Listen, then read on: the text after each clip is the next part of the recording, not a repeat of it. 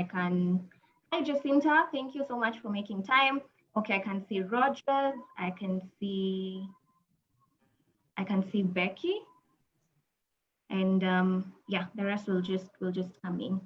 So allow me to just introduce the people who will be leading this conversation. Number one, you have Becky. I think she's trying to write to me, but I'll look at that. So just a brief background of what she does, who she is.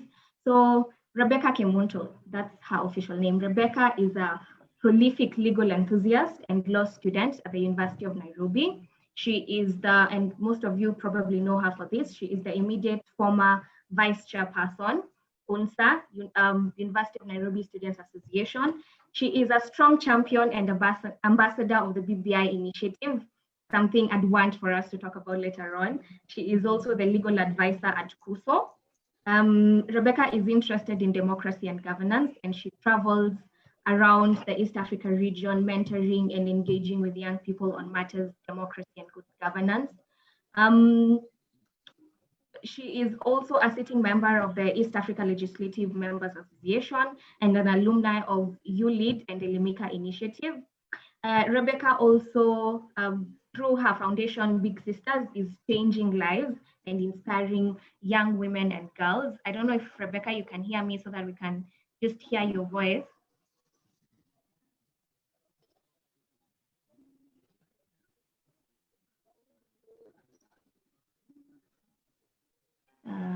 If not, I will just move to the second person, wait until she's ready, set up. Yes, so Rebecca happens to be our only lady in the panel, and we appreciate her for that.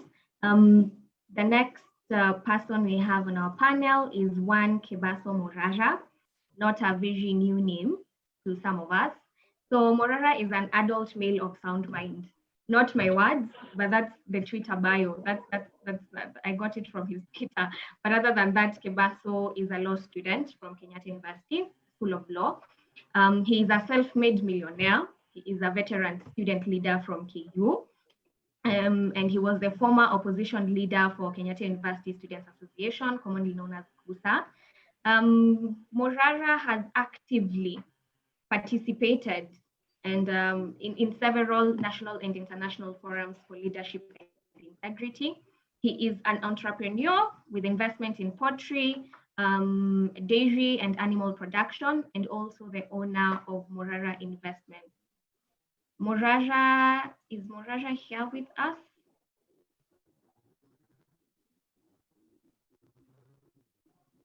He was a while ago. Edward Kipkalia, thank you so much for making time. I can see you. I'm sure he will give you an opportunity to speak. As I also finish introducing my panelists, the last person we have today is Rogers. I call him Sir Rogers. I don't know if he knows that. Rogers Kidia works at the Tax Justice Network Africa as a research, policy, and advocacy expert. And before that, he was the policy and research manager at the Emerging Leaders Foundation. He has also been the head of research and development at the International Institute for Legislative Affairs. Rogers is a certified public policy trainer from Sefako MacArthur University in South Africa. He is passionate about poverty eradication in Africa and believes that this can be changed through transformational leadership. He holds a Bachelor of Economics from University of Nairobi, an MBA in strategic management, and a Master in economic policy management. Rogers is also multi-skilled in ICT with vast knowledge in programming, graphic, video, and web design. Rogers, I feel like the only thing I've left out is your marital status. I don't know if you can hear from your very long CV. If you can hear me, just say hi to everyone so that we can hear your voice. Hi everybody. Yeah, like I usually say, that is me without makeup. I'm going to wash it. Yes, but I'm happy to be here. All right. Karibu sana, it's a pleasure. Thank you so much for making time. I can see Rebecca has joined us. Rebecca, I have praised you while you were away. So people just want to know Thank you so much. the face behind everything. Just say hi to people. Hello, everyone. Thank you for creating time for this. And I hope we have a very meaningful conversation as we celebrate ourselves as young people in this space. Okay. So Rebecca, Thank you. You're breaking a bit. If that continues, I just advise you to turn off your video. Oh, I am? Yeah, but now I think we're good. Okay. We can hear you. Okay. Okay. So before we start this conversation, I am trying to see if Morera. Hi, Ida. Thank you so much for making time. I'll just be appreciating you. Let me also appreciate one of our board members. She sits in our board, Madam Angela Ndaka. And having said that, I'll just give you an opportunity to say hi to these enthusiasts and not future leaders of today. Yeah, hi, how are you? I'm happy to be here. I am passionate about the youth. Most of these young people that I see here, Miriam, Sanya, and the others, we have interacted in some way or another. I'm professionally a policy analyst.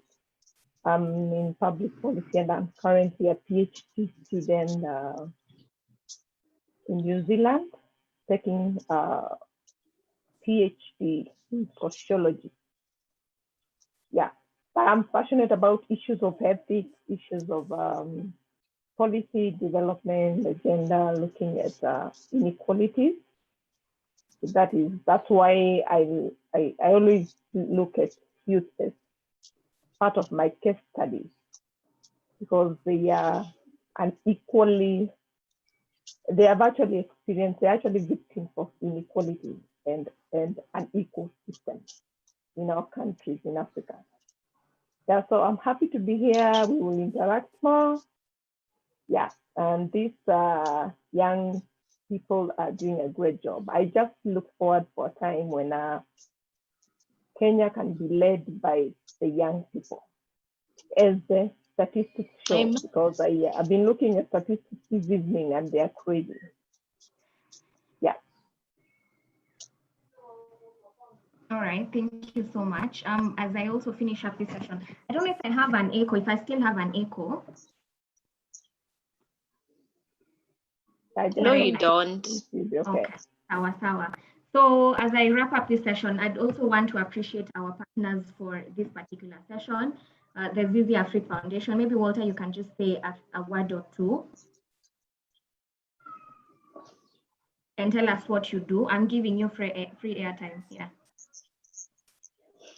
Really, my name is Walter Odondi. I work for Zizi Afrique. If you can see my screen, it's a tree. Most people think the purple are flowers, but if you look closely, they are books. Because we are social enterprise that deals with improving learning outcomes for children and the youth.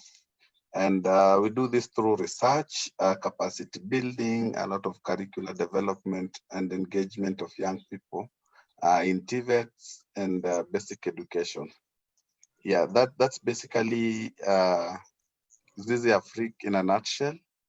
We have been in this business since 2015, so we can say that we have a lot of experience in education matters and also youth as well. Yes, we are happy to partner with Polyouth in this initiative, and hopefully we are going to learn. Like I was telling Miriam and the team yesterday, is that we should strive to make this discussion today solution-based, solution-oriented, solution-focused debate, rather than having it all about making it a platform for us to complain.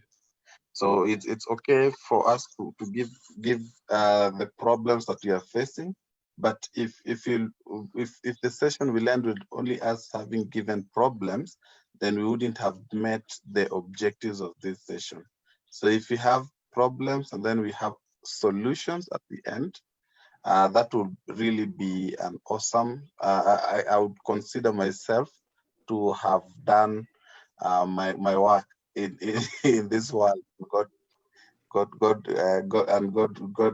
can, I think, will reward all of us. I think it's sort of us going to God happy that we did what we needed to do. Thank you. Thank you, Miriam. Back to you. Thank you so much. Thank you so much, Walter. We are happy to also partner with you. Walter will be on the technical side. He'll help us keep intruders away, amongst other things, together with Philbert. He's also on that side. Philbert is from Polio. I wish we had time to introduce each other, but no, we want to do that. So finally, let us begin this session. Rogers, I will begin with you. Today we are talking public participation.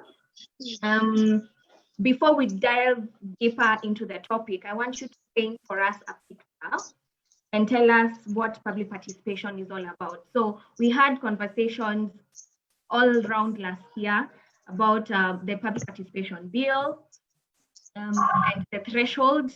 So from the constitution, from acts of parliament, from any other legal document, what are the parameters of a public participation? Can we say now from this forum that we, as young people, we have positively participated in decision making or in policy making?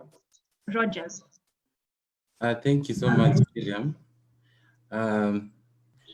Because I want to make it as short as possible, you will allow me to share a PowerPoint so that if it's possible for me to be given the right to share a PowerPoint. Thank you so much. I have it now. Just a moment. I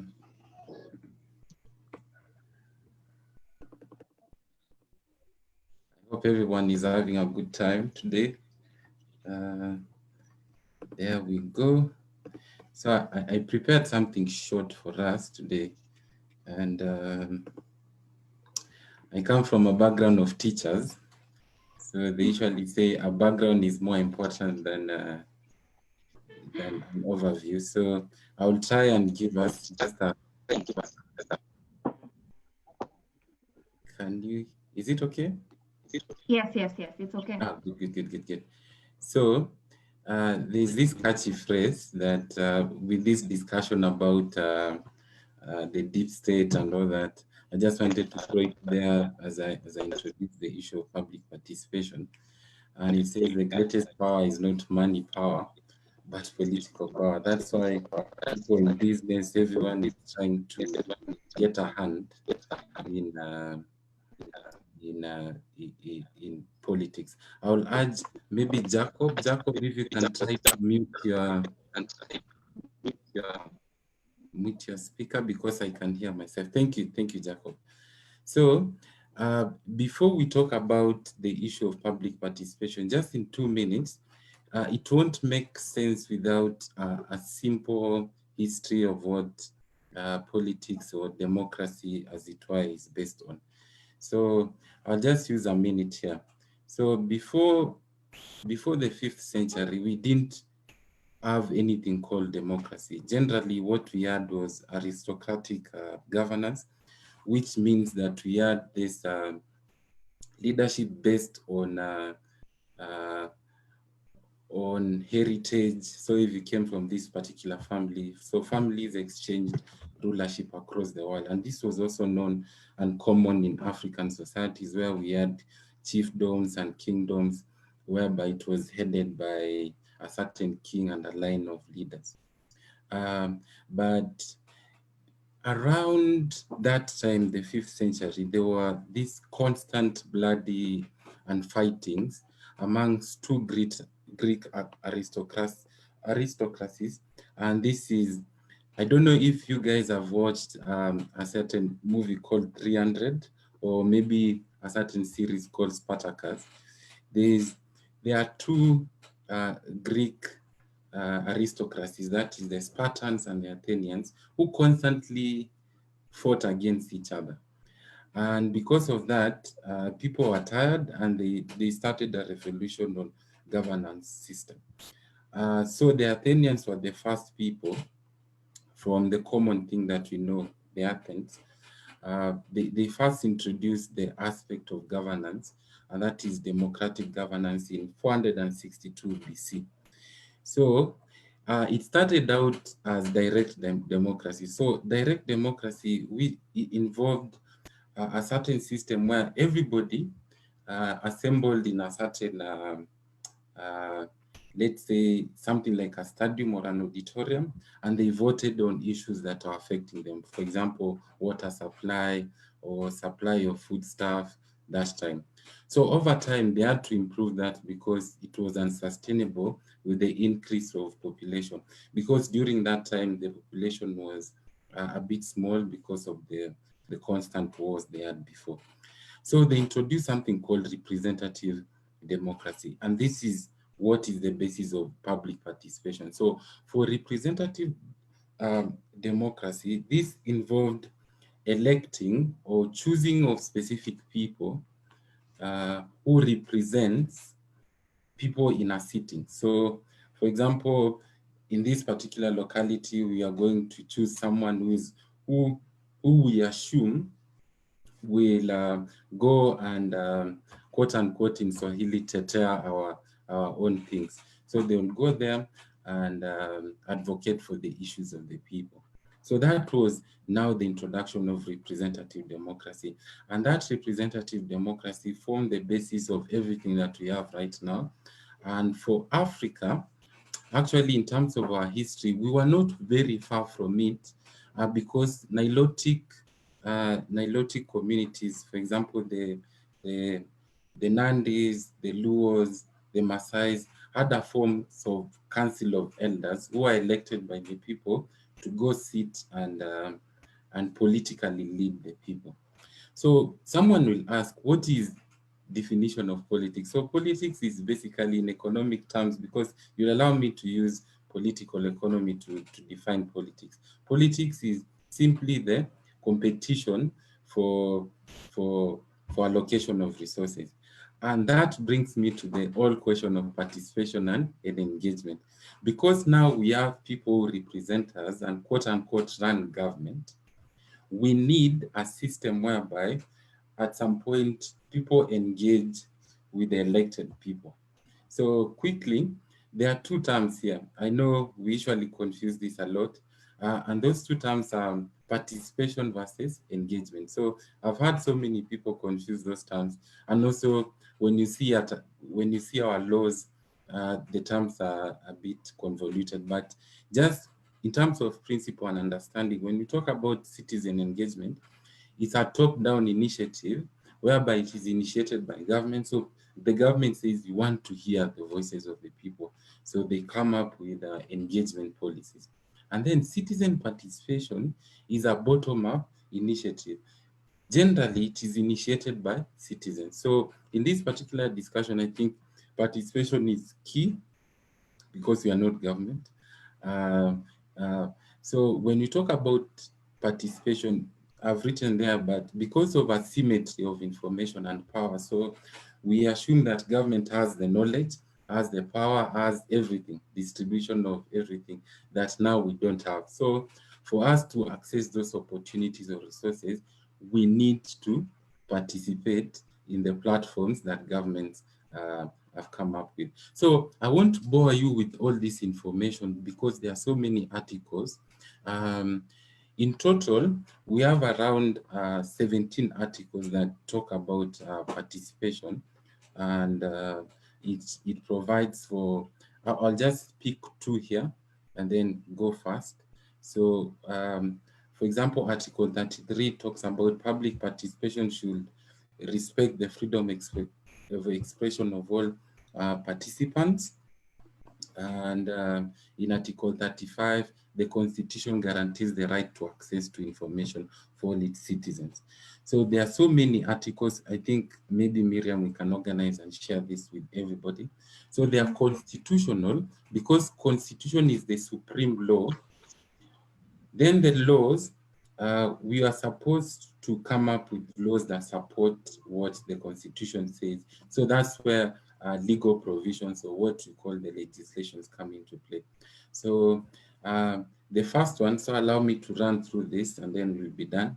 So the first one is the Public Finance Management Act section of 2017. Sorry, that was my typo.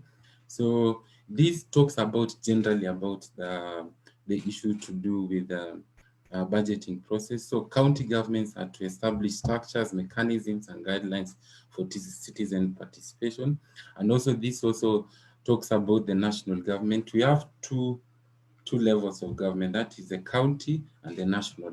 So all these platforms for public participation is usually in principle done through the parliamentary systems of government. So the legislature, be it the parliament, the national parliament, or the Senate, or when you come down to the county assemblies. So those are the platforms through which young people or citizens of this country can engage. Then secondly, we have the County Government Act, or Section 91, that talks about the need for government, or the requirement for governments, county government, to facilitate the establishment of modalities and platforms for citizen participation. Then we have, under the same act, the requirement for access of information with the widest public outreach. So all county governments, if, for example, I live in the rural-most place of Turkana, the county government of Turkana is required by law to do what all it can, using all measures. So in rural counties, public barazas, there are vehicles that will go out maybe with horns and whatever, announcing like the old times. So you are required that every person is reached. And then the Urban Areas Act, which is Section 2122, it provides the rights of people or residents to participate in city planning. So in cases of planning and all that of the county, the young people have an opportunity to discuss how their counties are planned.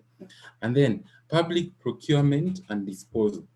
So all these things that include maybe issues to do with tendering or acquiring something that the government is trying to acquire, those public fora usually goes through a committee, a parliamentary committee or county assembly committee in the county setup, and then through that the people, the citizens or young people, have a platform to engage.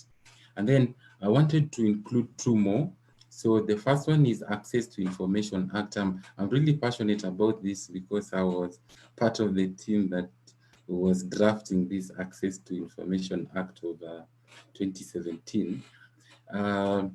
So before 2017, it was very hard for anyone to access government's data. Ungeenda mahali, or you could go to an office, county office or national office, and you are told this information is sealed. Or if you want this information, you have to pay A, B, C, D, whatever, and then you are taken in circles. But now with the coming of this, with the adoption of this law in 2017, every citizen has the right of access to information held by not just the state or the county governments, but by any other person, and where that information is required for the exercise or protection of any right of fundamental freedom. What that means is that if, for instance, there is a certain organization or a business that is doing transactions with the county government, you have the right to get information from them directly, not just through the county government. And then I'll talk about AGPO. And then for AGPO, it's equal opportunities for young people and women and people with disabilities to have at least 30% of all tenders provided at both the national and county governments.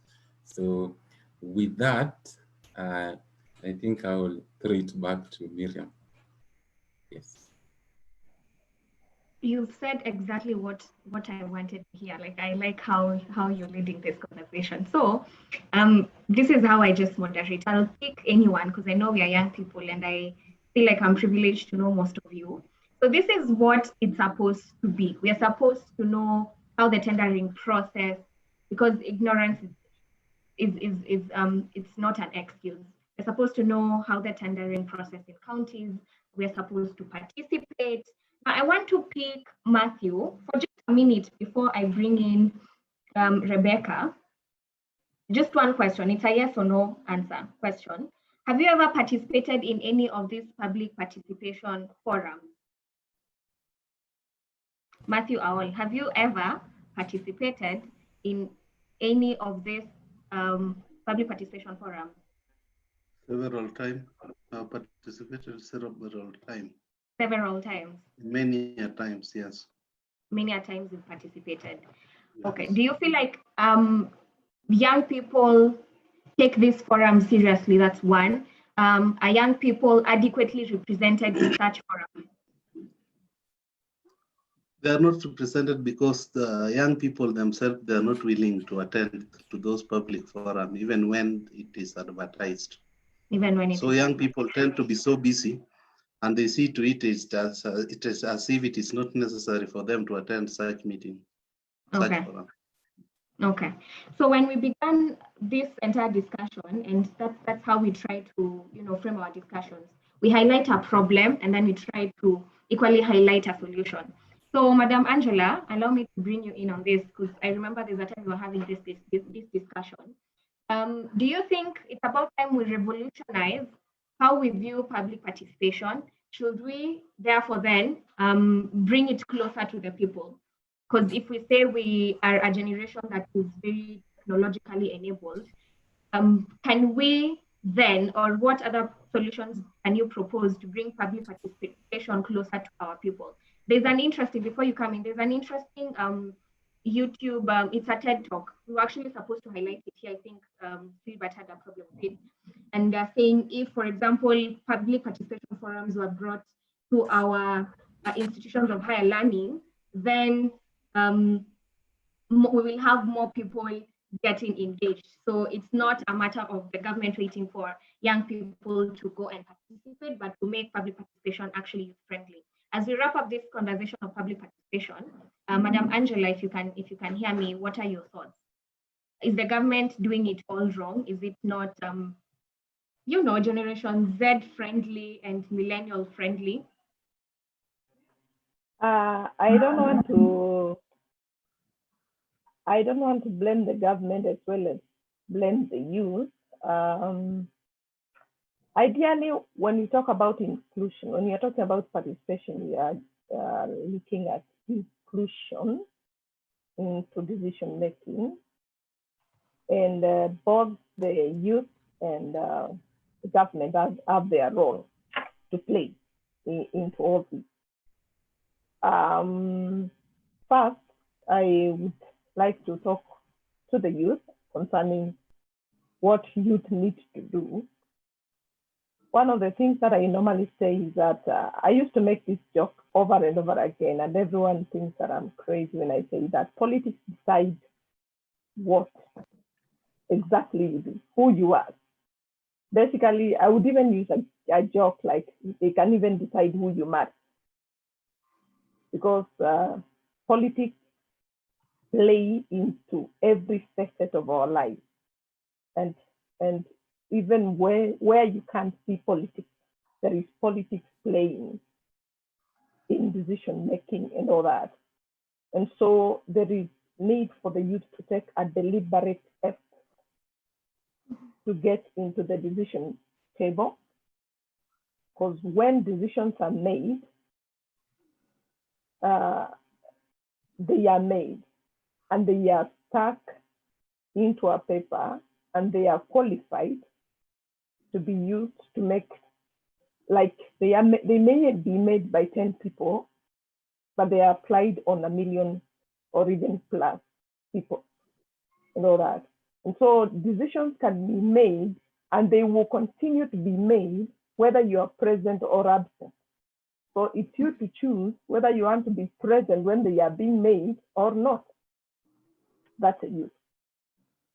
On the other hand, the question that is just floated is, I feel that when we go to the politics of inclusion, we talk more of, not only do we talk about including or telling people to come to the forums that we have created, but looking into the gaps and barriers that stop people from participating and creating means of making that participation possible.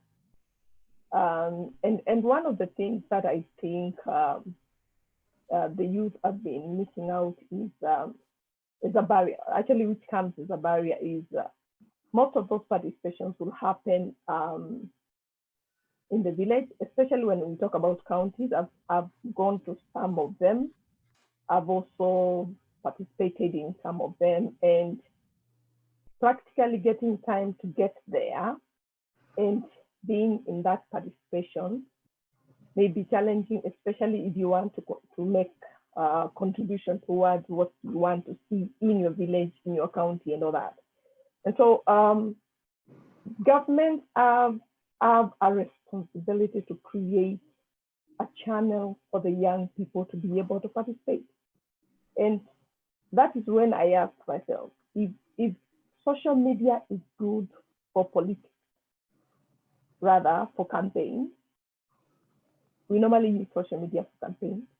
We have used social media for not only political campaigns, but we have also, as government, we have used social media to do what we call information campaigns and education to people. Today, we are using a lot of social media to reach out people on advocacy, on how we can take precautions against COVID-19 and all that. And so social media is really, really working so well. And basically going digital, we have gone digital, we are here talking now.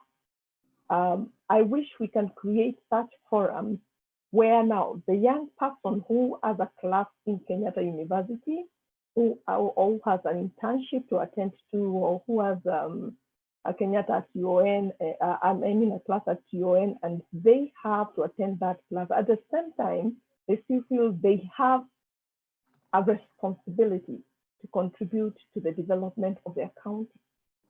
I wish forums should be created where they can actually contribute online, even if it's surveys. Surveys can be done. That's one way of collecting information from young people. You can do a forum like this where people can meet online and talk and virtually contribute to a discussion or a decision that touches them and all that. Because we cannot, a government can never give a net excuse for not involving the youth, especially when we are living in digital age. They need to create that means and to remove those barriers that are preventing young people from being able to participate. So that is the government which has the responsibility, and the young people who have now a responsibility also to take a deliberate effort towards that. Because a virtual world can be created, but the government will not bring you to the virtual world. You will have to buy data and come on board and participate. Thank you. Okay, thank you so much. So you're saying the governments need to create spaces for participation and be deliberate about it. At the same time, young people also need to, actively participate, because if they don't, decisions will either way be made, whether your voice is there, whether you're not. So again, I keep saying this all the time. There's a reason why we call this a town hall and not a webinar. What we do is that we want to hear everyone's voice and everyone's opinion. Now, even if you don't get a chance to speak, there's a chat box. I'm sure you've all used Zoom before. So just post your questions and your comments. And as you do that, we'd all want to know why young people do not actively participate in these forums. And then we can move forward and ask ourselves, what can we do as young people? What can we do as youth? What solutions can we bring forward to ensure we have more young people participating in all these beautiful forums Rogers has been able to point out for us. Now, I want to move this discussion forward and bring Rebecca on board. So Rogers was talking about directly participating and indirectly participating. So when you're talking about directly participating, we're talking, say, for example, elective posts. And I know you've been a politician and you're an aspiring politician. In your view, how easy is it to get into active politics in Kenya or otherwise?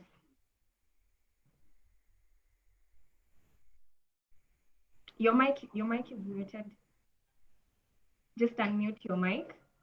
Oh yeah. Thank you so much. Thank you so much for this opportunity. And sitting here, I've just been listening to the previous speakers speaking, and the passion, the content that they have, the experience is just, I'm taking notes, I'm even learning as I engage, and it's such an honor. And first of all, happy International Youth Week.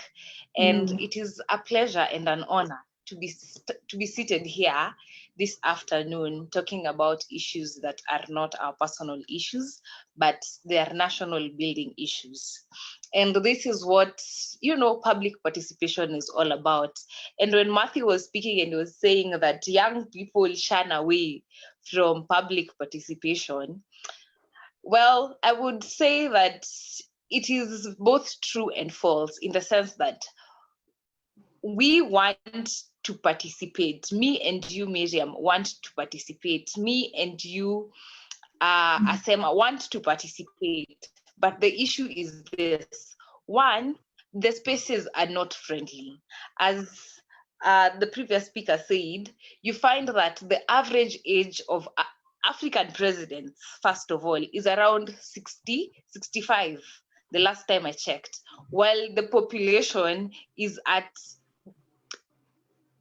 19. Averagely 19. Average 19. Between 19 to 27. That is at 60. Question, we first need to have difference.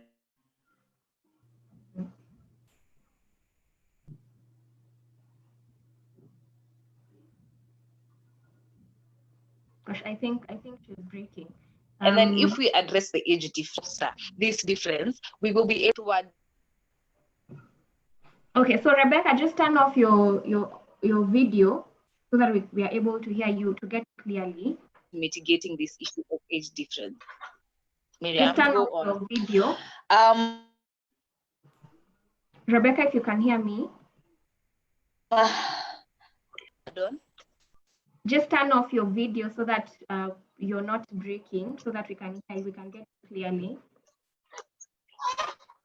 Okay. Yeah. Sawa. So I will proceed on the second point of government creating a channel where we can engage. The truth is, Miriam, we really need to shift our conversation from what is my country giving me to what can I constructively give my country.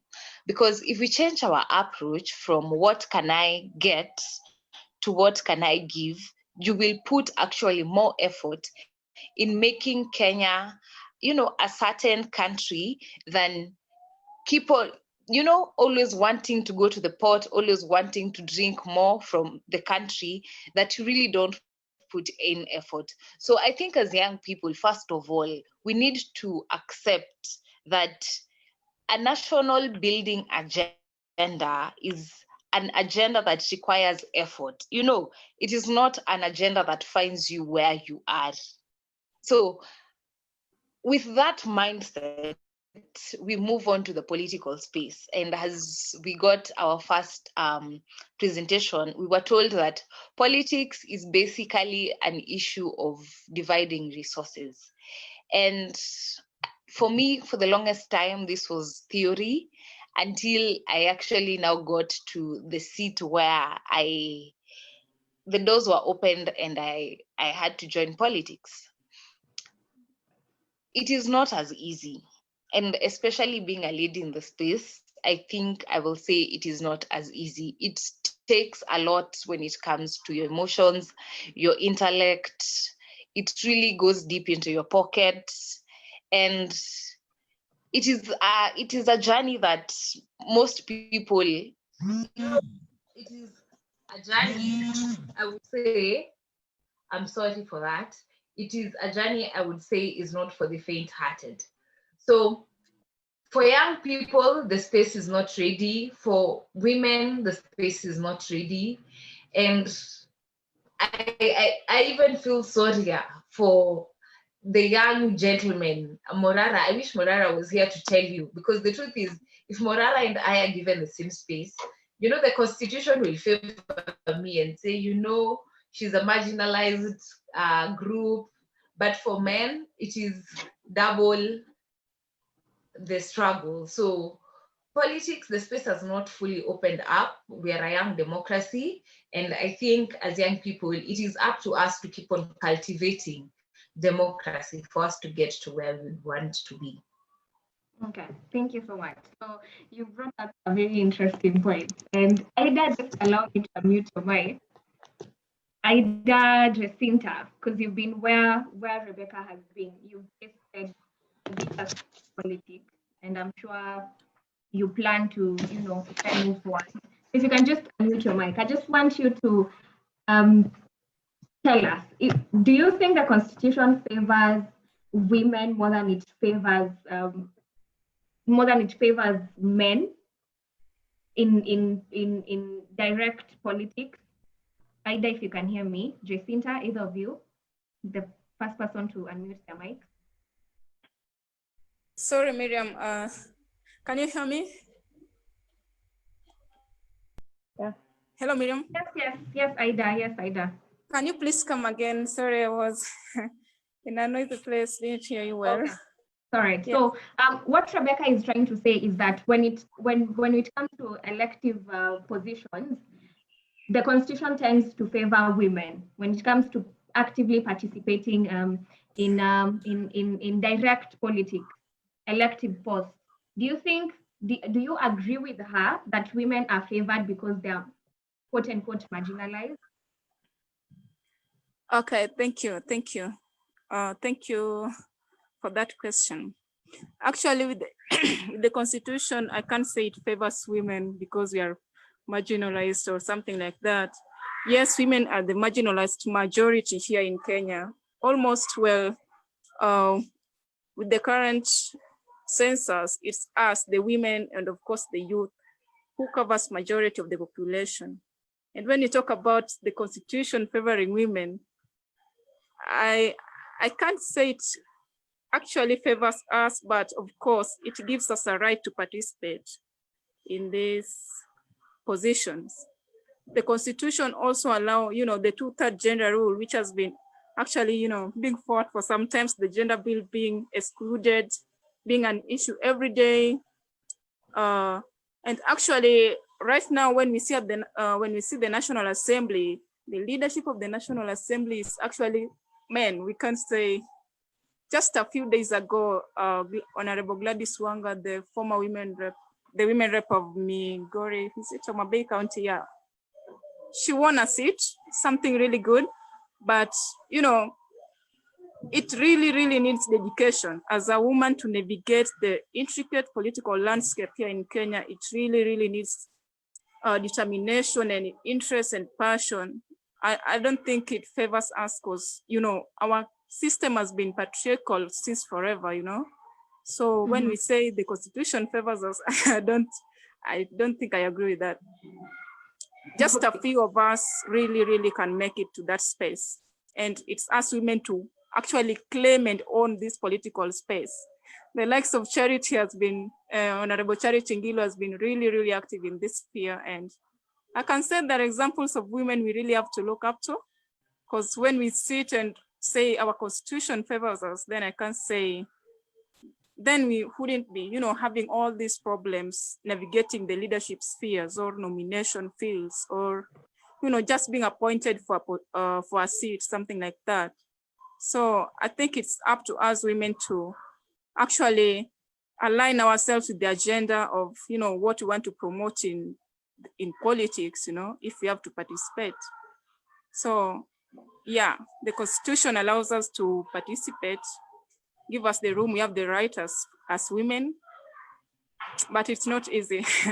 It's really, really hard. That's all I can say. All right. Yeah. Anyone who holds a contrary opinion can just post that on the wall. There's something Anthony has, and congratulations for your nomination. I have not been stalking you, but I know you are nominated. So congratulations, Anthony.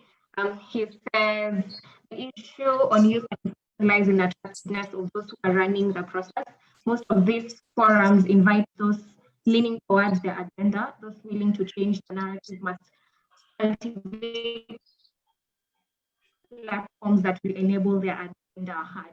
Yeah, the minority also needs their voices to be heard. Jacinta said, I'm actually free, so I don't think, okay, it's all right. But thank you for just always making time. Sanya had a question before I can ask another question to Rogers. So Sanya, kindly unmute your mic and ask what you wanted to ask.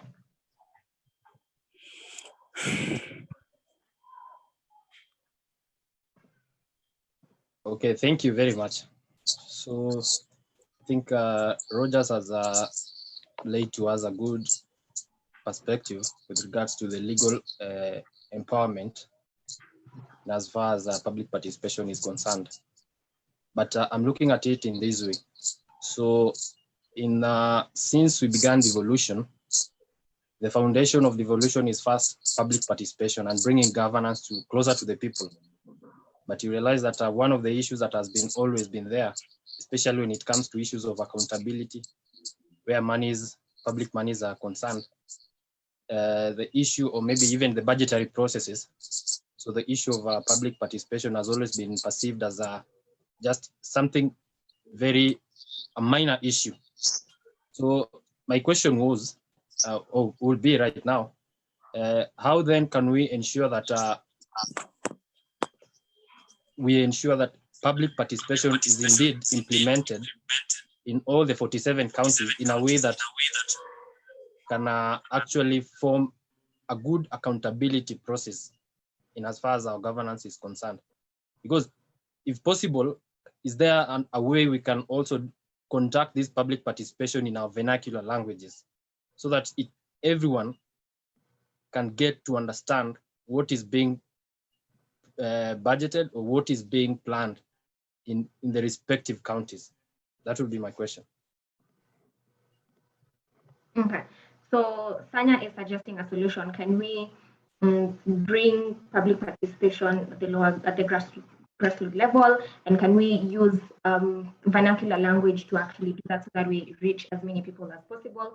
Rogers, as you answer that, he's said something about accountability and budgetary processes, and I'm sure most of us watched that interview by the Enigma, Raila Amolo Odinga, and he said something really interesting, that this generation has the most, I'll just paraphrase, the most corrupt of people. We want cheap money. We are not for democracy. Rogers, do you think that is true? Do you think we are a corrupt generation, in the sense that that's why we lack or we fail in accountability when it comes to budgetary processes and any other public participation forum or engagement? Wonderful. I needed actually to give another background of why during those times of the Greek model of democracy, why it worked, and it is working in some Western economies better than ourselves, is because the system was based on morality, in that there was this assumption of transfer of power, so that if I'm transferred power, for example, I'm the MP, people will trust that based on my morality and my integrity, that I'll go and only advocate for the people's issues. But over time, this generation that we are in, people are really growing more and more being self-centered. And what we end up with is that in parliament, because that's the place that I've been engaging for a long time. Even right now, I currently work with the Parliamentary Network of Africa, and we engage with members of parliament in AU.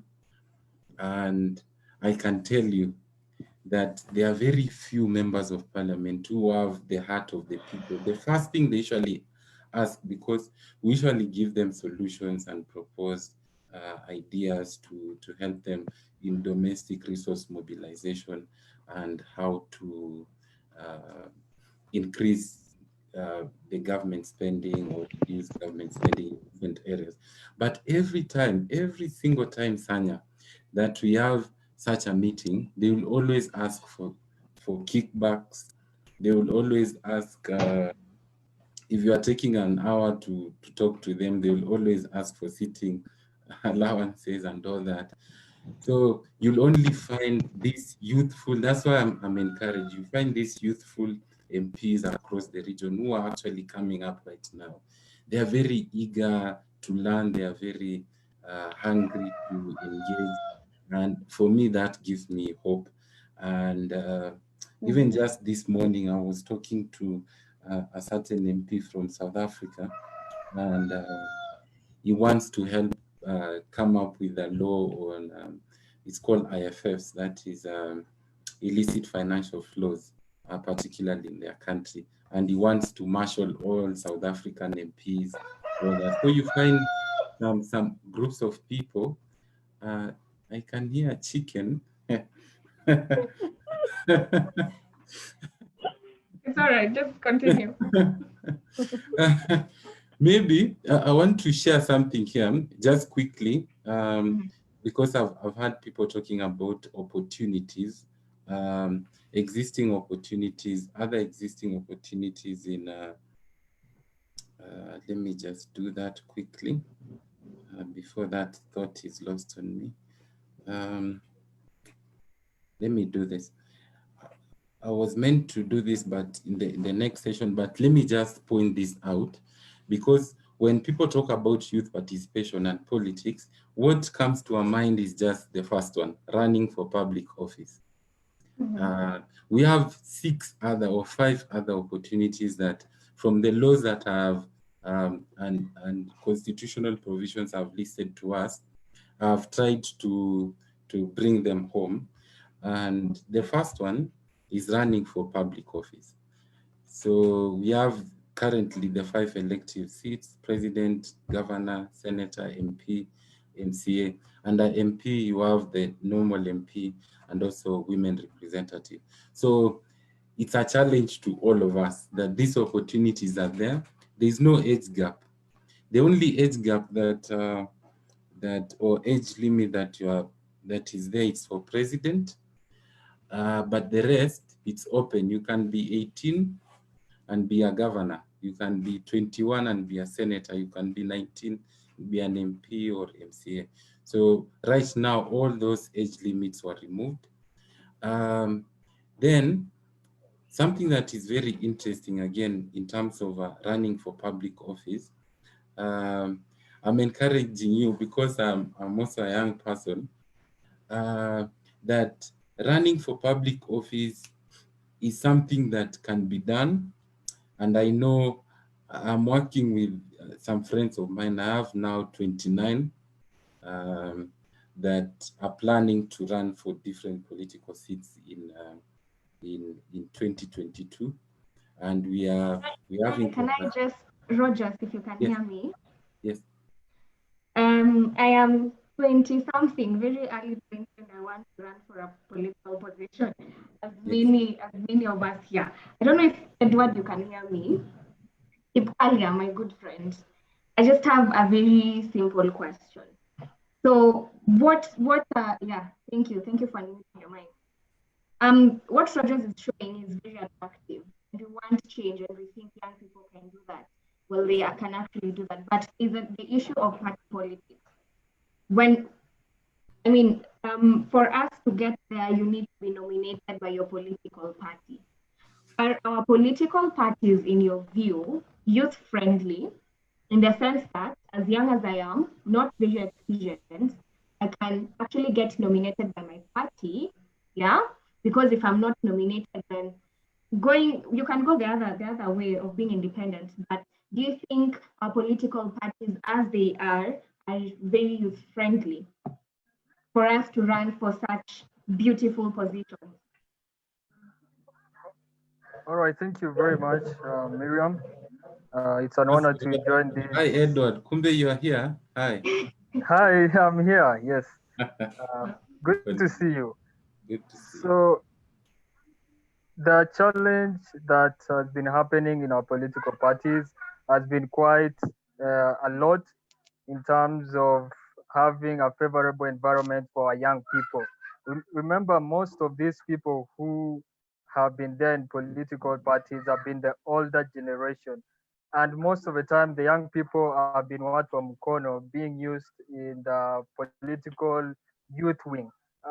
Some time back, I've been having conversation with these young people who have been elected to parliament. And one of the main common factors that they have always pointed out is the fact that there is need for political parties to create a conducive environment for them as young people in the party, because most of the time these young people have always been always classified in the category of youth wing, and which even sometimes doesn't have a budget for activities. But I'm glad now that as we are moving towards 2022 general election, most of the parties have started embracing the fact of supporting their youth wing. However, a lot needs to be done, because that is not going to solve the situation alone. There's need for them to embrace the fact that young people can be able to sit even a secretariat of the parties. So much has to be done, but there's a little of progress that is currently happening. Back to you, Vera. Thank you so much. Thank you. Miriam. Yes. Power tokens. Miriam. Yes, Rebecca. Before you come in, I do have a question. I do have a question to the previous speakers. Yeah. Both of them have raised the issue of youth wing. And the day before yesterday, Right Honorable Sakaja had something very interesting to say. And he said, while he was the chair for TNA, he was at the front line of opposing the youth wing, because he felt that as the chair of the party, allowing a youth wing is giving the older guys the opportunity of telling the youth people, the younger generation, at now, you know, the older people are eating, and then you kwanza mruke kwa bouncing castle. And that is the analogy he used when it came to youth wings and political parties. So my question would be to both the speakers who have just spoken, is that what we really feel? And then as young people now, the ones when who would be told to go and jump in the castle. And then my second question to them would be on the issue of the national youth councils. Is it something they would entertain? I would like to hear the opinion on those two things about youth participation in those two levels. Okay. So I would like for Edward Kipkalia, let me just call you Kipkalia. I'm trying to be so formal. If you could tell us what you think on the chat box, as I give another person an opportunity to speak. I want to, let me see. Paul, hi, you're looking really nice. There's something, unmute your mic. Thank you. There's something people keep saying over and over again. And as a young person, I want to hear from you. Why are we so enticed by handouts as a generation? Is it that we lack Ninja tuko nayo, or what do you think? What are your thoughts? Thank you, Miriam.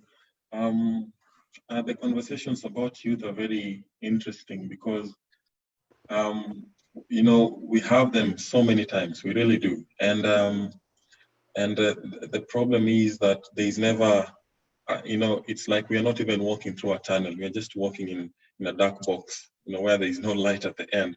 But then we hope and we are very optimistic. But then for your question, I mean, you look at it, it's something that was brought by the political leaders. They realized, okay, we issue handouts. These are it's like giving children sweets. They like it. You distribute sweets, they'll always come for it. And the politicians know that young people don't have money. So whenever they have it, they'll distribute it and young people will gladly accept it. And it's not only in Kenya. So money is enticing to a lot of people, even those who have it want more. It's a question of morals, really, and the principles that our politics subscribe to, because it's something that the leaders have to stop and say, the same way a mother will say, I'm not giving my children sweets because I don't want it to spoil your teeth. It's the same way politicians have to make a decision and say, we are not giving handouts to our young people because we want them to do better with their lives.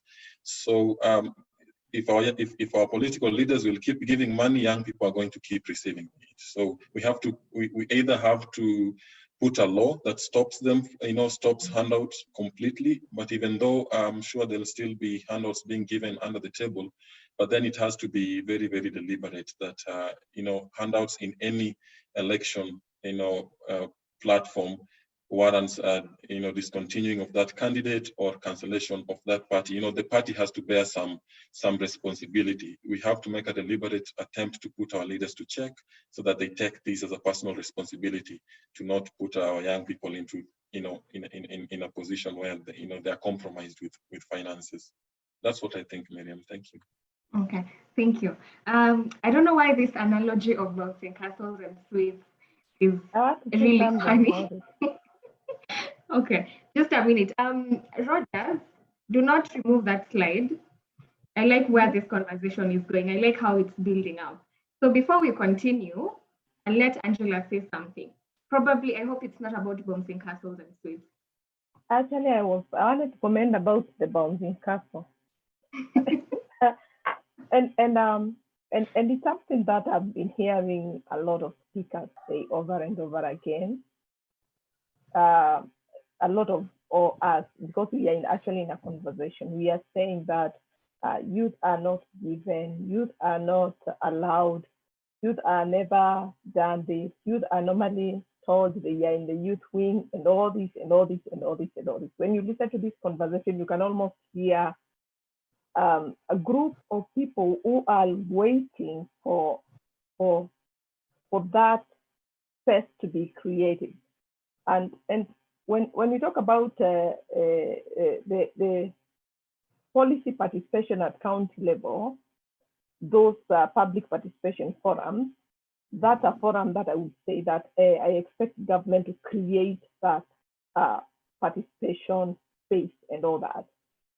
But when you look at the scenario in Kenya concerning how youth participate in direct politics, running for political positions, getting themselves in spaces in political parties and all that, and the places which they are given.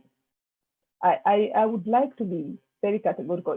It's a conviction that I have. I think youth, it's time that you stop sitting back and expecting to be given.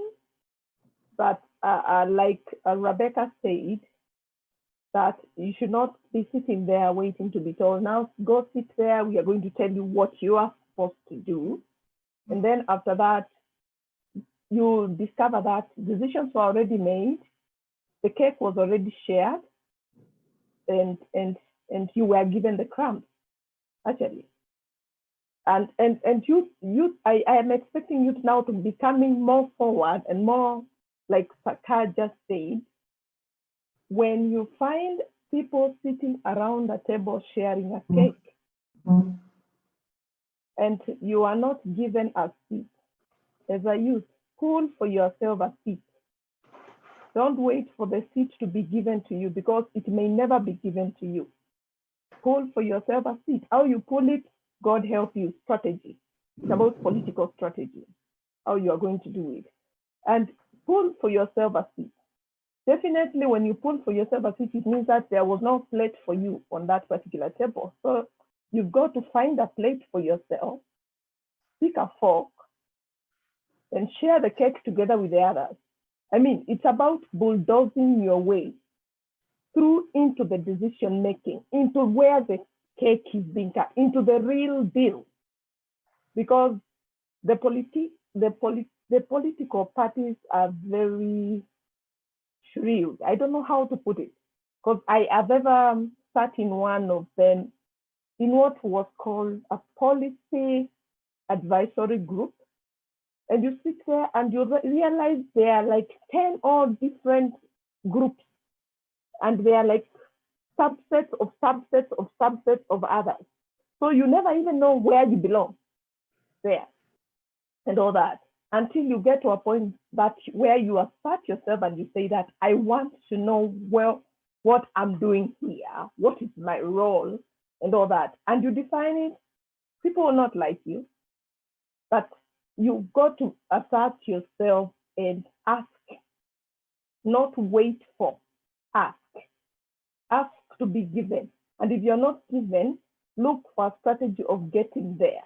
Many politicians manipulate their way to those spaces. You manipulate your way to those spaces. When you're coming as a youth, you're bringing the numbers. Let me just quote something that I saw not Paul, but Rogers.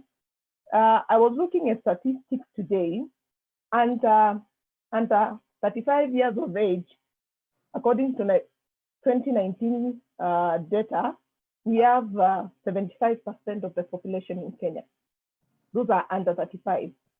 In between 18 and 34, they hold 28.7%. Those are all votes that are all being held by youth and young people. And now that tells you that you are, when you are coming as a youth to that particular table, you are bringing numbers. So navigate your way around there. So let's not sit down there and wait to be told to go to the bouncing castles or to be told what to do or what to get or to wait to be allocated. Let's lobby for the position that we need in those political parties. If we are not given, walk out. You have spaces to participate as independent candidates if you believe you have the numbers. We have seen young people win as independent candidates. The youngest MP won as an independent candidate, and you can agree with me, the young man from Meru.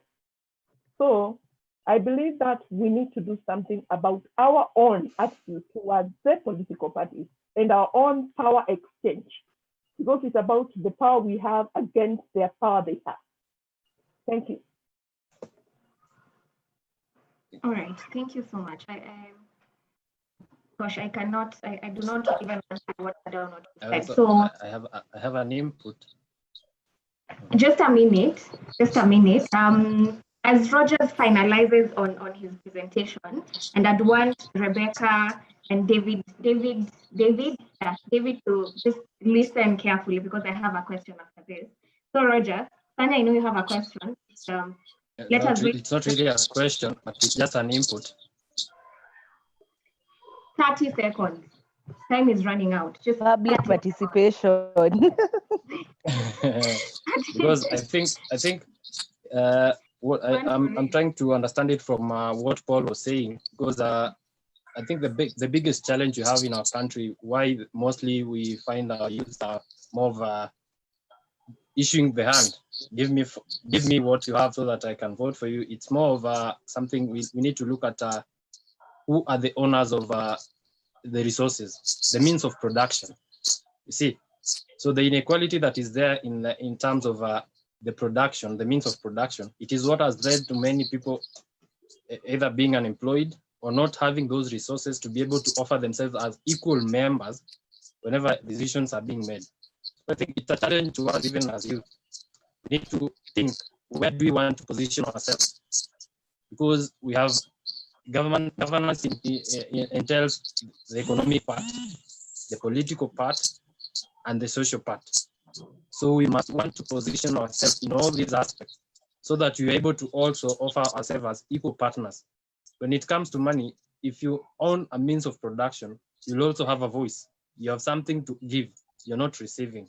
So I think we also need to see, how do we position ourselves? We need to be very strategic, just like Madam Daka is saying. We need to be very strategic, and we need to readjust our thinking in a way that we are not more of a give me, but I'm bringing this on the table. Okay. Yes, Kiongozi. Hi, So Miriam. Roger, just finish up on presentation, and then we'll get more input after that, because this is taking us to the final, to the other thing I want us to talk about, channels of engagement. So carry on. I think all of you guys need to go through Emerging Leaders Foundation to be trained on the issue of taking initiatives. And Kipkalia is there. You can always reach out to him. Because, I'm also here. Yes, in the ruthless arena of politics, weakness is not pitied at all, but it is exploited. And also, Sanzu once told us that Victoria's warriors don't go to war, they plan for it, while normal warlords go to war first and then fight to win. So you have to plan for your entry in these different platforms. And while you're talking about running for public office, those are opportunities that is there for us. And then secondly, we have universal suffrage, and that is about voting. And I'm talking here about deliberate voting, looking for someone that you trust in and coalesce around that person, and then vote in those people. So for instance, when we talk about, oh, people need to vote, or we have bad leadership in this country, 51% of voters in 2017 were between 18 and 35. However, we have around 75%. That time we had around 75% of registered voters who lied between 18 to 35 years. So imagine those 75% these young people, if we decide to follow a certain way of thinking, if we decide to follow a certain way of governance, we can do a lot of changes in this country. Then thirdly, from what I've heard people discussing, is joining a political party. So you see, political party is the actual vehicle for you to go to attain any position that you want in this country.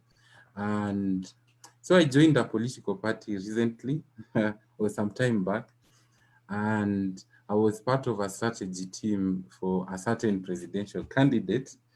So I would like to tell us that we failed miserably. I won't party?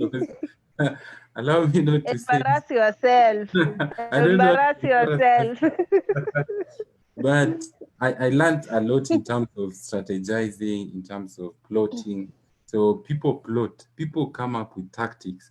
So you'll find a young person just sitting at home and watching videos and saying, I need an opportunity, where there's someone who has invested in research over millions of shillings just to understand people, how to fight or how to defeat his opponent.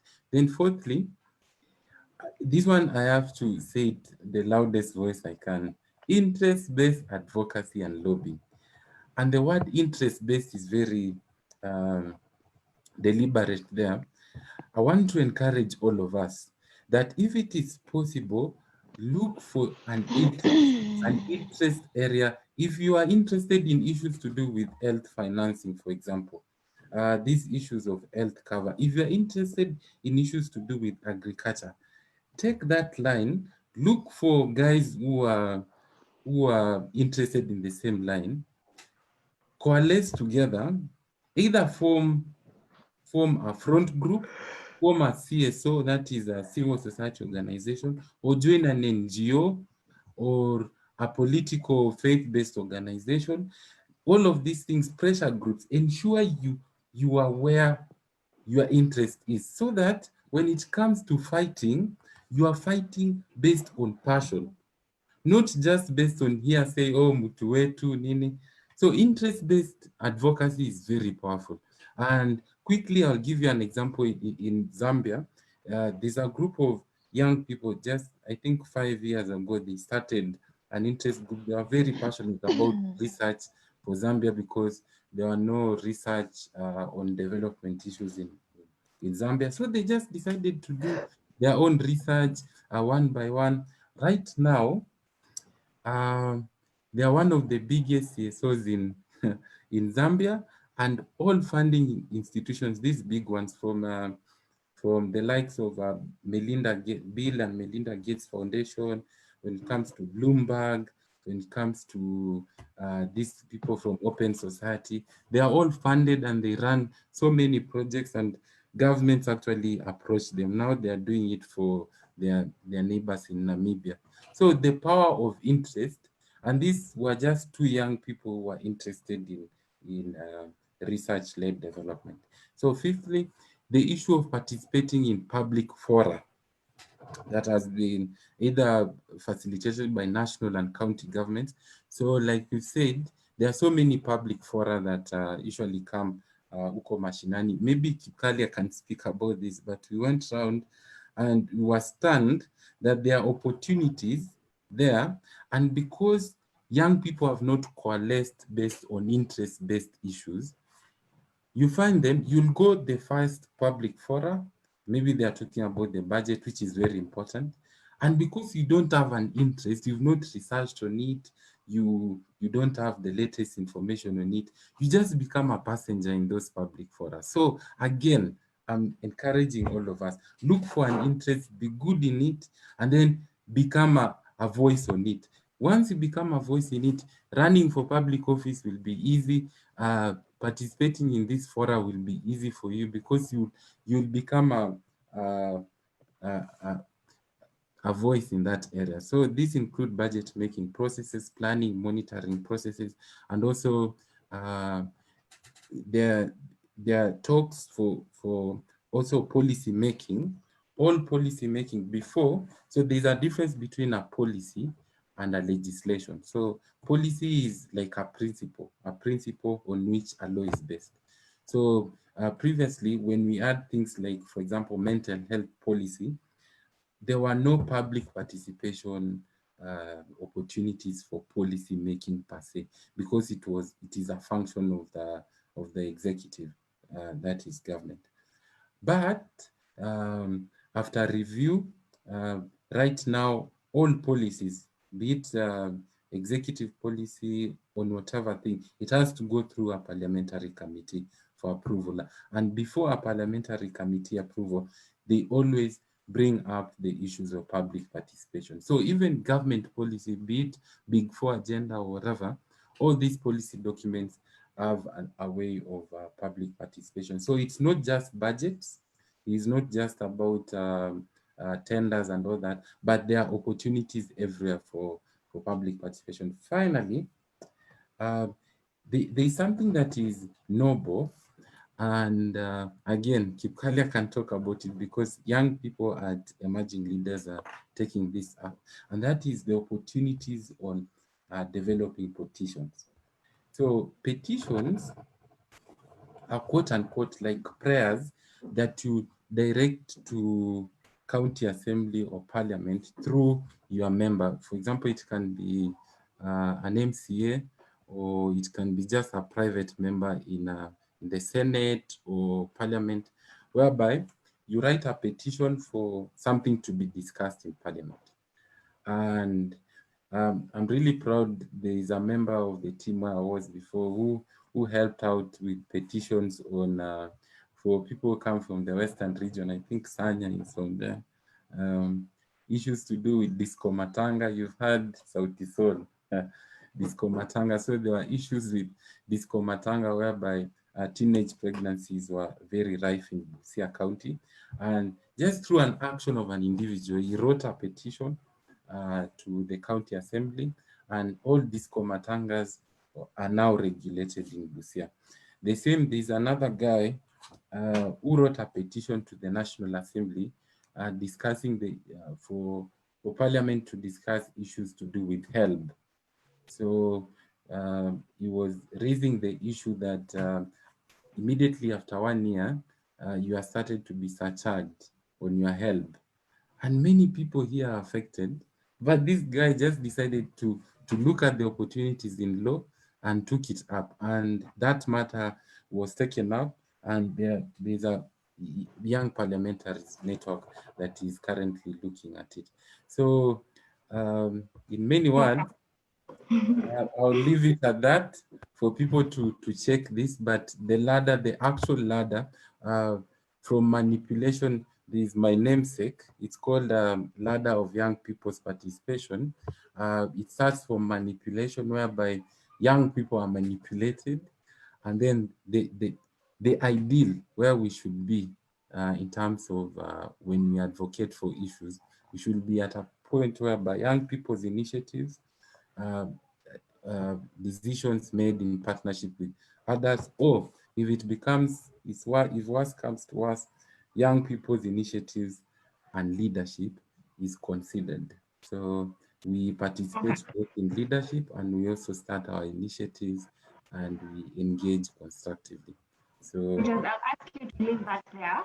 And due to time, I want to really rush. Usually we've been having a 2-day town hall, but we decided to have a 1-day town hall, and now I see why we need to, slot this for another day.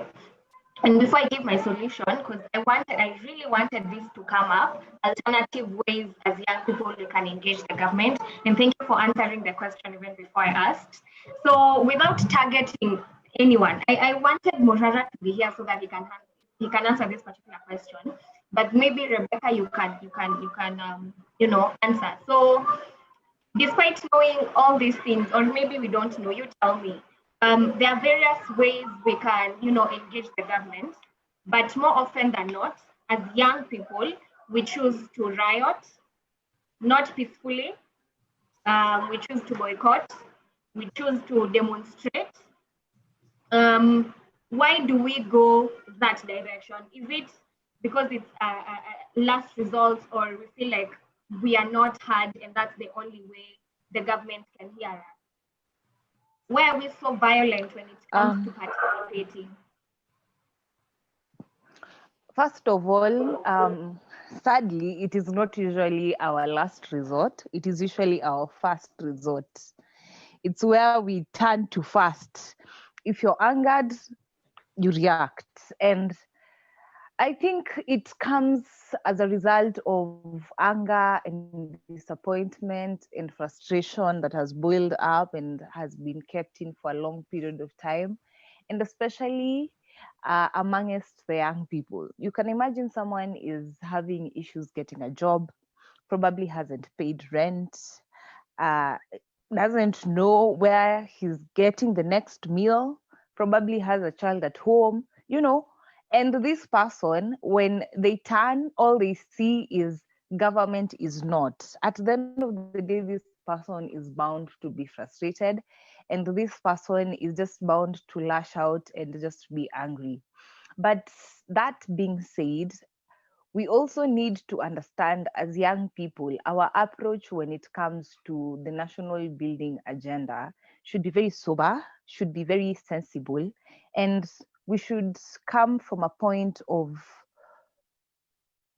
I don't know if it will be accepted to say, but studentship, in the sense that we need to understand that we are not taking the mantle from the people who have it, but rather the mantle is supposed to move from them to us. And therefore, we need to create an environment where even the older generation can entrust us with our own country, because the truth is, even if today the young people who became the leaders of this republic, the older generation will become the marginalized, and they will they will be the ones now who will be struggling to get power from us. So as young people, we need to have an approach that is nationalistic. We need to be patriotic to the core. I think the issue of patriotism and the issue of, that sense of nationalhood also lacks amongst young people. Because if today, as Rebecca, I know I represent 80,000 other young people, I cannot go there and take a 20,000 bribe, knowing that I am risking all these lives, So the sense of patriotism needs to be within us. And it is sad when you discover that a very noble idea like democracy was built and it was protected by morality, but the same democracy we want to continue growing, but we want to kill the morality bit of the democracy, and it is just not right. So as young people, I think we need to be sober-minded. And another thing that actually came up for me when I was transitioning from student politics into national politics and engaging with national figures, the one piece of advice that I kept on hearing was, Rebecca, when you get a chance to speak about the nation. Don't always cry about your age bracket. So as young people, again, in as much as we have our own issues to solve as young people, when we get to those positions, let us show them that we are deserving of them. Let us, our issues, what we raise, how we raise them, we really need to create trust so that the older generation can be able to see the sense in us and know that if Miriam is given the position of being the chair of the youth caucus in my party, if, for example, I am the president, I know that Miriam will not go and take a bribe and sacrifice all the young people in my party.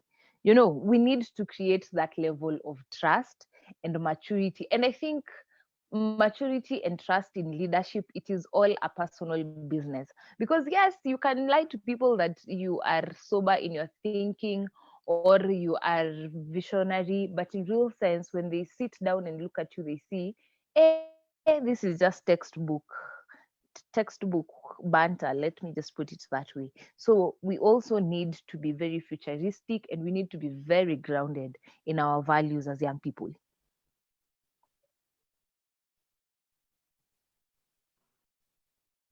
Thank you so much, Rebecca. I hear you. I hear what you're saying. I completely agree. And then now from this conversation, I see the need for us to organize. It's raining on the background, but I hope you can hear me. There's need for us, and I think as police, we need to take up on that and maybe partner with ELF or something to organize for such trainings so that when you're talking about a petition, how do you develop a petition from scratch? How do you ensure it is successful as young people? If you're talking about interest-based lobbying, what do we mean? Do people even know? Do young people even know if it's an option? Because as Rebecca is saying, being violent and demonstrating is usually our first result. It's not even our last result, probably because we do not know there are alternative channels to engaging the government. So moving forward, it's something I really want to delve into deeper, and speaking on behalf of Polius. So now, Rogers, I'll ask you to just remove the beautiful ladder we can see so that we can just engage for the next 10 or so minutes and then we finalize. Ida wanted to say something. I don't know if Rogers can hear. Yes. Yes. But before yes. she does, just a minute, I just wanted to know you're with us, you're still with us. Anthony,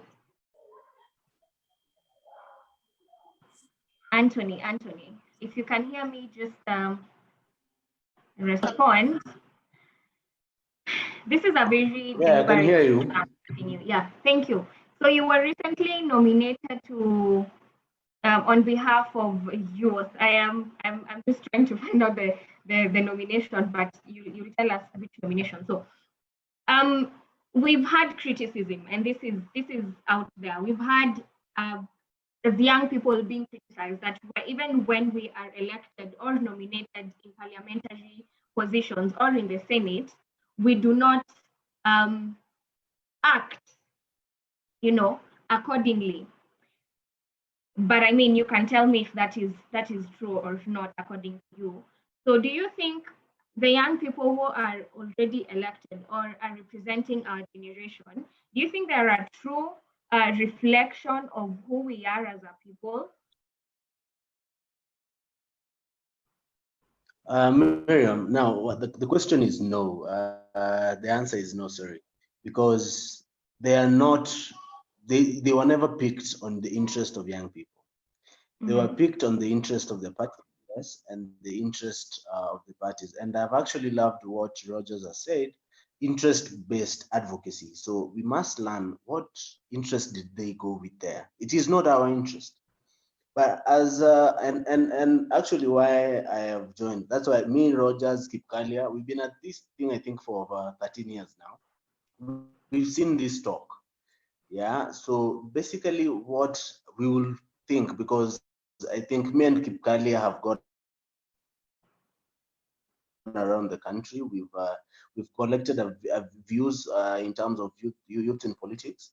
What we need to change is how can we offer platforms, right? Because that is what will attract young people to us. If we can come up and ask ourselves, how can we offer platforms? Let's say like what you're doing today, develop agenda you can sell, because you see like what agribusiness people are doing. They're developing agendas for their business. Innovative business ideas are getting funded all over the country. But in politics, nobody is actually looking into investing in platforms under the banner of political development. So for me, I think the biggest thing I'll say today, and what actually interested me in youth participation in politics, is can we create platforms? Because I've been at it for 13 years, and it's something I've been running. I've run for political office, I didn't get. But the critical part is, can we develop platforms that we can get more and more youth get noticed? And then you see, once we offer them that platform, they will realize it is us who pushed them, not a political party, not psychophancy, not tweeting about this political party leader and the other, but it's about youth interest. How are we just selling what Roger said? If we pick, let's say it's energy, if we pick this sustainable development goal, we pick various candidates and we air them on our platform across the country. Trust you me, people will start getting attracted. We will start getting even investors, even economic investors will actually come in. So I think for me, that will be the best thing I love us to look forward. Thank you. All right, thank you so much. So the light has just decided to disappear, but that's why I won't turn on my camera.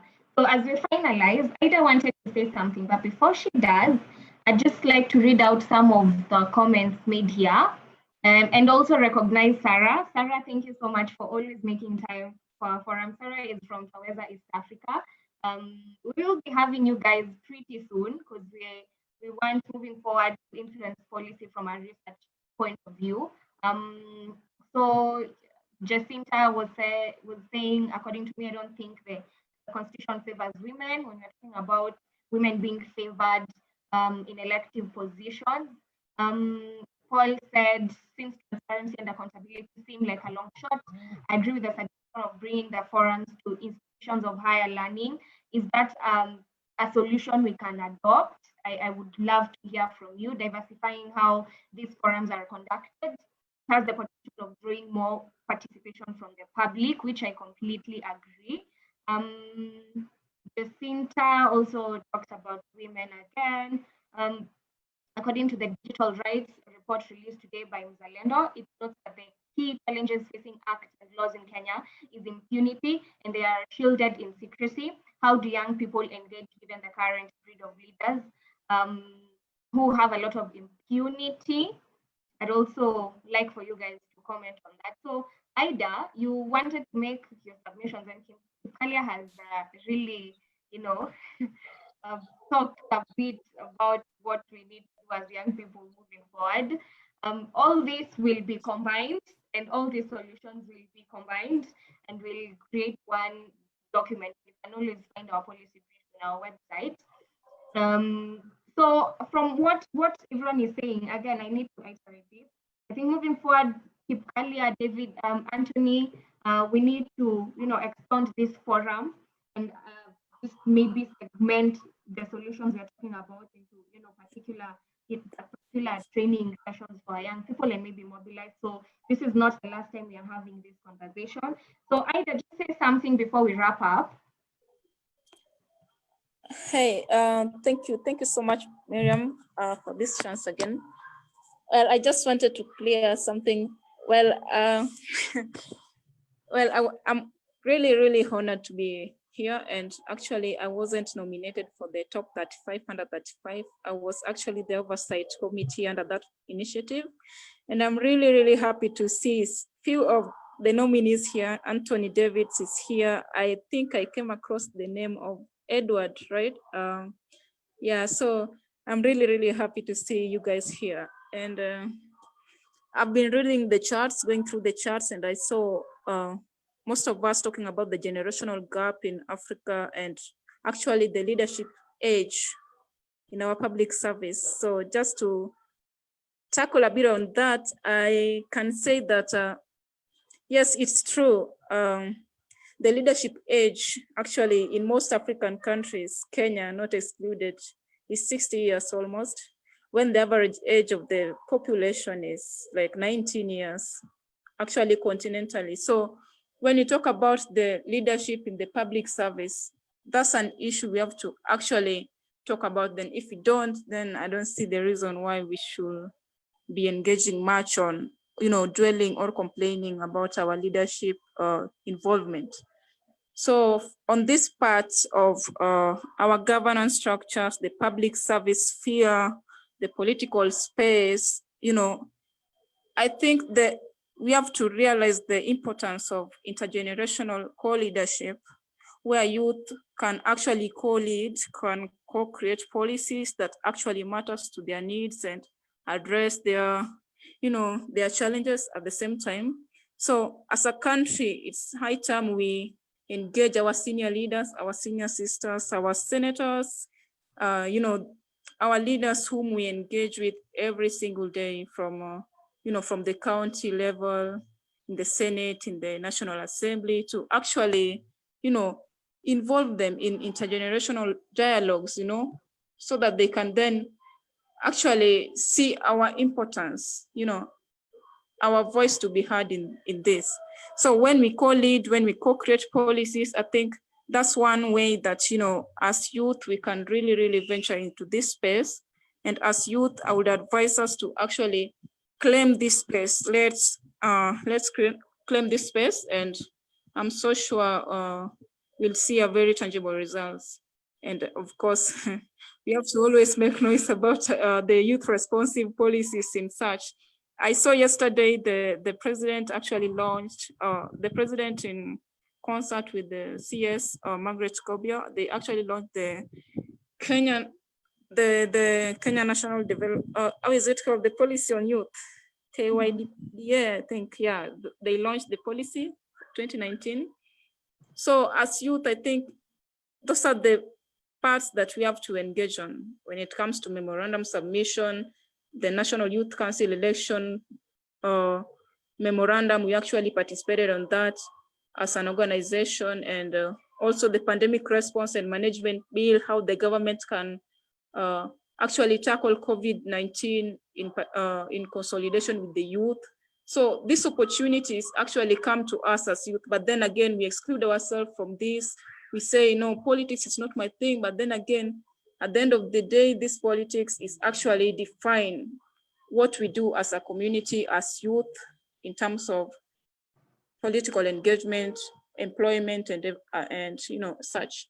So let's call on our leaders to actually engage as much on, intergenerational co-leadership, co-creation of policies, And I think we can start from there when it comes to our representation in the public service space. So on that few remarks and so many remarks, sorry. I really, really thank you, Miriam, for this chance, and see you around. Thank you. Yeah. Yeah. I call her because I know what they do. They do amazing things for young people in this country. So we only have 10 minutes to finalize, and I'd want Morano has not been able to join us, which is okay. I'd want Rebecca to give her closing remarks. I will not ask you why you support the BBI, but that's a conversation for another day. We'll organize for that. So I'll ask Rebecca to give their closing remarks. I'll also ask Rogers to give their closing remarks and probably pick one participant here. I don't know if Marvin, can you hear me? Marvin Ibrahim. If you can, if I would want for you to represent young people from that part of Kenya. I don't know if you can hear. If you can hear me, just unmute your mic and just let us hear what you thought about the session and any other comments you had. Marvin?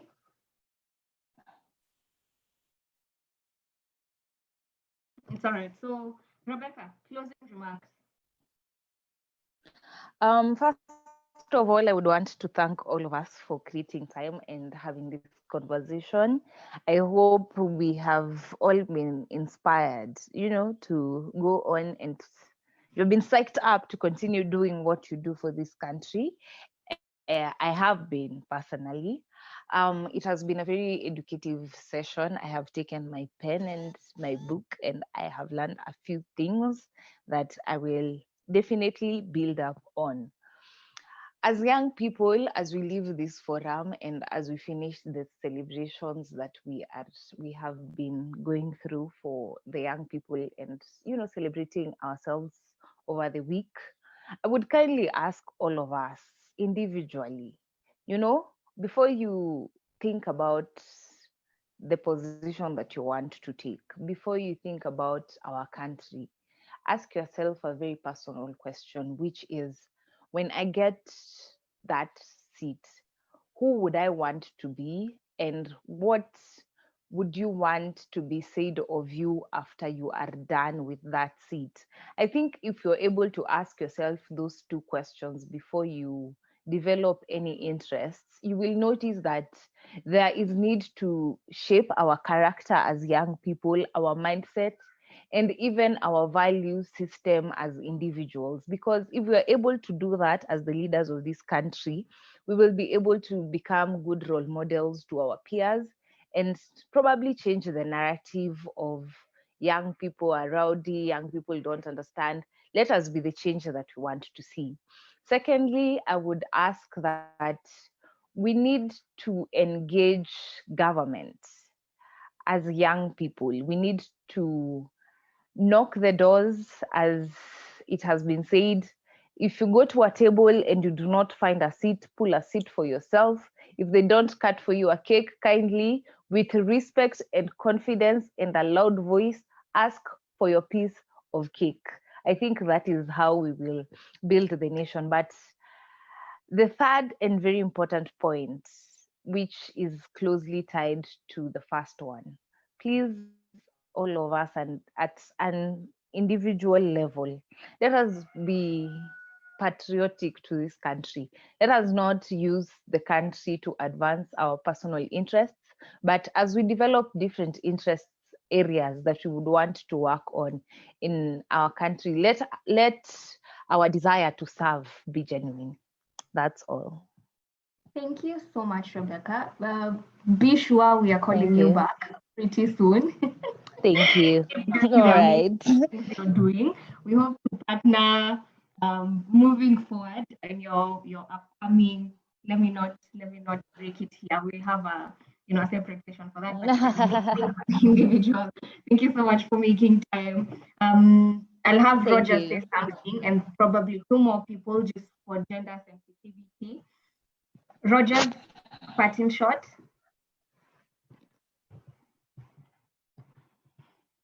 Okay, I'll be very quick, and I say just to say thank you so much for the opportunity to be here and to have this interesting discussion. My call and request to all of us is not to waste our youthful years and just lament every time and not take care or take advantage of the opportunities that are before us. This is the time. Perception is everything in politics. So if you're interested in politics, you need tact, you need strategy, and you need to invest a lot of energy in terms of research and positioning and learning your opponents and coming up with a theory of change in your head. All these things, we have the platforms, we have YouTube, we have Google, everything. We have everything in our hand. So today, even myself, if I want to be president, I can start just running a campaign. Maybe I'll come out last, but I will create a perception that change can be done. So I'm encouraging all these people here who are interested in politics. Don't wait. Use the platform. If you believe in one thing, don't wait to believe in 50. Use that one thing, push through, and let us see change and new perceptions and perspectives of democracy and changes in our governance system. So I'm really looking forward to engaging with all of us going forward. And I can assure you, for instance, even right now myself, I am part of a strategy team again for a different presidential campaign. And I've identified my forte, and that is in strategy and coming up with competitive strategies. And I'm encouraging all of us, if it is, if you are a frontliner, being there, going to rallies, please go with that. If you are someone who wants to go directly into development space, go into that. If you are a civil servant-minded person, please engage and let us all make our country a better place. So asanteni sana. Thank you so much, Roger. It's been lovely having you. Always refreshing listening to you. I actually have a lot of inspiration from you. I don't know if you know, there's some time you had training in Nakuru about this engagement, and this is where we got all these ideas. So keep doing what you're doing. You're doing amazing things. And one of the core values of Polyus is partnerships. And I don't know why I strongly feel like I should link you up to one Paul Abokia. He's listening in. But again, that's another conversation. We can start about that. So before I let Angela finalize for us, there's one amazing lady I'd want to recognize, Sarah. Yeah, Sarah Mwangi. I know you came in a bit late, but just say hi to us. It's always nice to hear your voice, and maybe just introduce yourself and then what you thought about this session and anything else you'd want to add on youth political participation. All right. Thank you so much, Mary and Beatrice. And as you said, my name is Sarah. I work with Canadian South Africa, and honestly, I came in very late because just before this engagement, I had another one going on with the country of Makureni, and I have had the pleasure of listening in to the presentation, even just for a few minutes.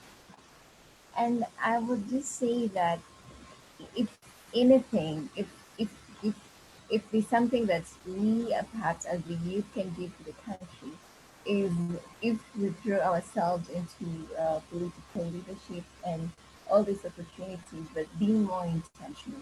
Because if we're going there with self-interest, then there's no point of us advocating that it is indeed like advisable or encouraged that it is. What I'm just trying to say is that we need to be more intentional. Much as we're going out there, like looking for all these spaces to present the youth, then there's no point if we're going there only for ourselves. And as somebody else said, let's be more patriotic, let's be more intentional, and let's have the other youth at heart. That's the only way our country will move forward. Thank you so much. Thank you, Sarah. Thank you so much. I hope I have been gender sensitive. So Angela, just give us your closing remarks, and then we can just wrap up everything. Yeah, when I was joining here, I heard the question that Rebecca is asking, and I just thought about it when I saw someone asking, if the youth are not willing to go into politics in the next 10 years, where do we go? I think I have only one question to send it to all of you, that you will ask yourself. I like quoting statistics because data informs a lot on what is happening. Below 18 years, we have an overwhelming 48% of the Kenya's population. It tells you that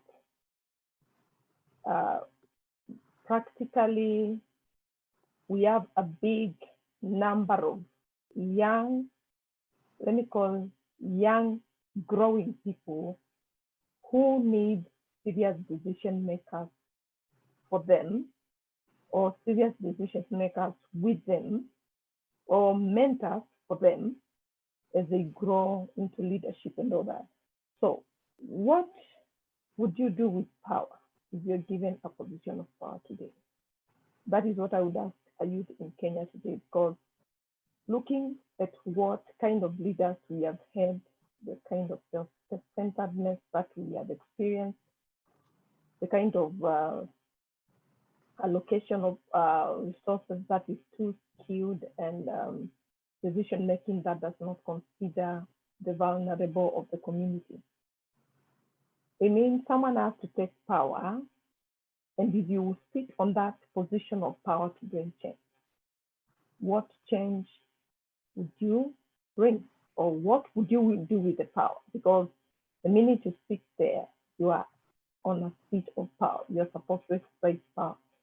And so as young people, as we also pursue politics, which I would encourage you anytime, anywhere, I would also ask you to go there with an agenda to transform the future generation, an agenda to think about that generation that will be affected by the policies that are being made now.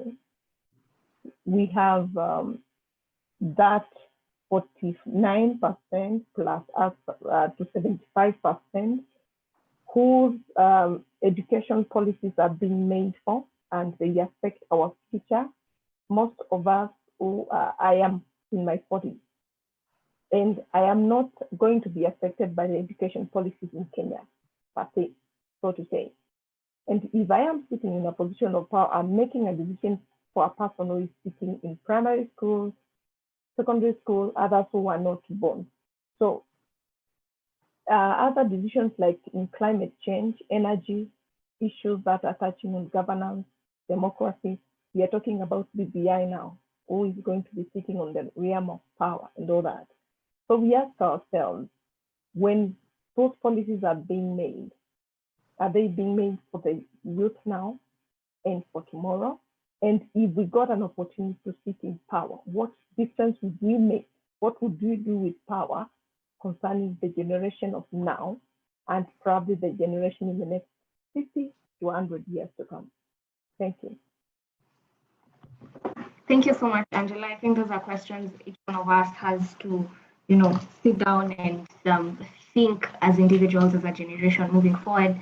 What will future generations say of us? What will they, when they are speaking, will we just, have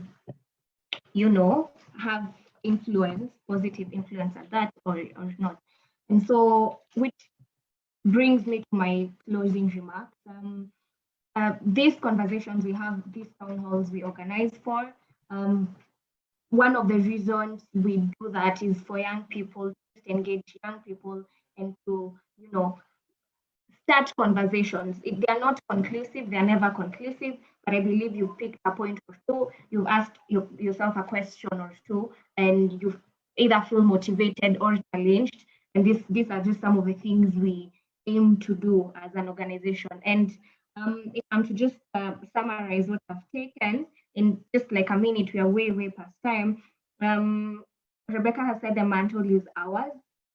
We are not begging for it, but then again, let us show that we are deserving of the same. And I'm also getting, you know, the lack of participation historically is directly associated or linked to lack of resources, you know, and if we are to cater for that sector, then we'd have more people participating, which is an area we really need to delve deeper. And we're also saying governments need to create spaces for participation, in as much as young people also need to be very deliberate when it comes to participation.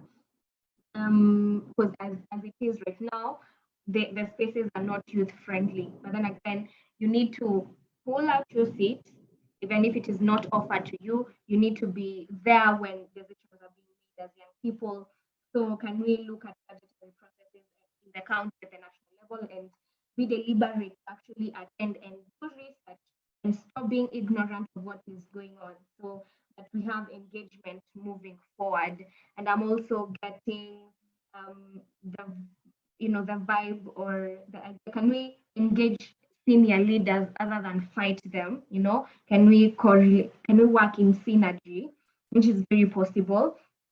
And then there is also need for political parties to be more open, and maybe we need to organize for a separate session on party politics and party dynamics, and how can we involve young people, because it is said over 90% of people are actually not members of any political party. We just wait for an electioneering year, and then we are given handouts, and then that's how we base our decisions. But if you are members of a political party, then we'd be there when decisions are being made.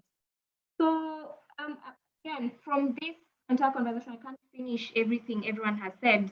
There is need to have more conversations on the same, and we will try as Youth and Policy, of course, in partnership with the Africa and other organizations, have trainings and sessions so that we can, get as many young people on board as possible. And all I can say at this point is thank you so much as a young person deciding that you will attend this town hall, you will give your remarks, you will speak on behalf of other young people out there. We do not take it for granted. So thank you so much. I don't know if Gilbert, you can show our social media handles. So most of what has been talked about here will be, I think it has already been posted. So Gilbert, I don't know if you can show our social media handles for people to follow moving forward. And as we do that, let me just personally thank our panelists, Rogers, Rebecca, thank you for making time. Morara was not able to make it today, but we hope he's fine. Thank you, Angela, for just always ever being so supportive. Ida, representing the youth agenda. Thank you so much, Sarah Mwangi, Teresa East Africa, Anthony Davis. I don't know, we have a lot of mutual friends, but I don't know how we don't know each other. Probably that will change. Jacob Njeru, sorry we didn't have an opportunity for you to speak. I have seen your concerns. I will ask Roger to send me his presentation, and anyone else who's willing, who wants that presentation shared with them, can just let us know on Polius AE on Instagram, just DM. We will see what to do. Just DM us your email, or Polius on Twitter, Polius AE on Facebook. Just follow our social media handles. Paul, thank you so much for always making time. Jacinta, we were not able to have to listen to your voice today, but thank you, Shamin. You are our favorite. Mazin Ibrahim from the Sugar Belt. Thank you so much. So as we finalize, we have yes, Jacob. And a point to note. The point to note here is that we can always be closing with a round of prayer. Just allow me to finish. If we have yes. Just allow me to finish. But thank you so much for your feedback. I've lost my trail of thought. Yeah, thank you everyone for making time. We have a very short survey that will be posted on the chat box. Very short. You can just fill in as you go. We appreciate feedback. so that moving forward we are better and organize ourselves better. So Silver, just post back on the chat box again as we finalize. And Jacob, I will ask you to pray for us as we go home. Oh, we're already home. Gosh, COVID-19. As we leave, I will ask you to just briefly say a very short prayer as we leave. And as we do that, Gilbert, kindly just post the link, but we'll share with all of you guys. Rogers, Angela, Rebecca, and the technical team, that is Walter and Philbert, to just stay behind as everyone else leaves after Jacob prays for us.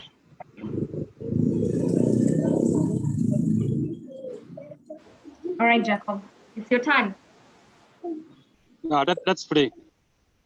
Father, in the mighty name of Jesus, we come before thee this good evening. We thank you for your time, God, that have been with us. Father, may we help us, Father, to activate our youth needs, Father, and we are going to change this country for good, Father. In this we pray, believing and trusting in Jesus' name. Amen. Amen. Asante sana. So you're free to leave. Thank you. We will keep you updated on what we hope to get. Asante. Please remember to wash your hands and sanitize. Always. All right. Bye, guys. So Rogers, Angela, Rebecca. Na social distance. Tanya also stay behind. Philbert. Thank you, everybody. Thank you. Thank you. Angela, how are you? I'm good. This is Ngumi from Machakos. Nimekuona Jacobo. Jacobo, yes, Jacobo. Thank you. Okay. Bye. Thanks for Bye. coming.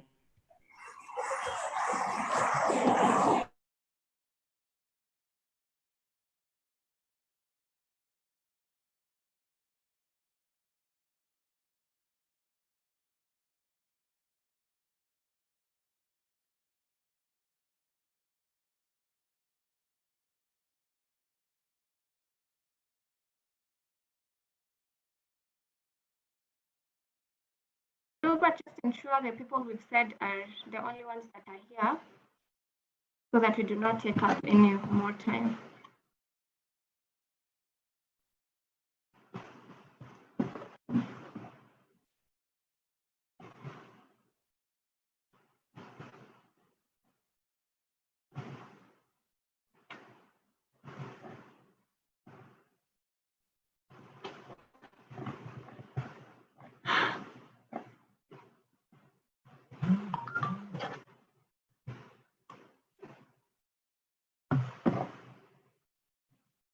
Okay.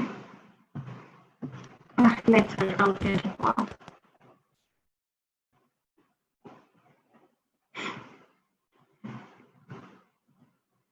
So, Charmaine.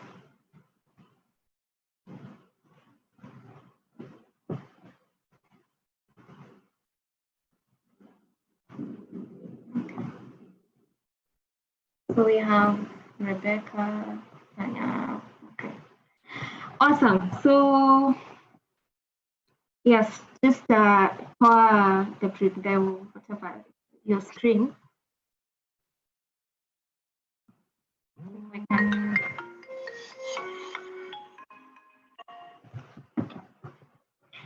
I think this is the team I wanted left behind for just a minute. Thank you guys for making today possible. Unfortunately, my lights are out. It's raining so heavily in Nakuru. We are blessed like that. So at this point, I just want to hear what your thoughts were, Rebecca and Rogers. Just like 30 seconds each. We appreciate feedback, positive criticism, your experience. Maybe I can start with Rogers.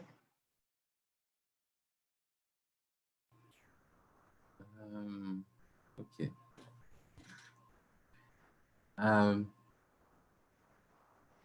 I don't know about the interaction. Okay, let me start with the things I liked. I liked the way you handled it in terms of moderation and Wait, on Facebook. Sorry. yes. Sorry. I just want us to stop recording on Facebook if it's possible. Oh, it's live. It's still live.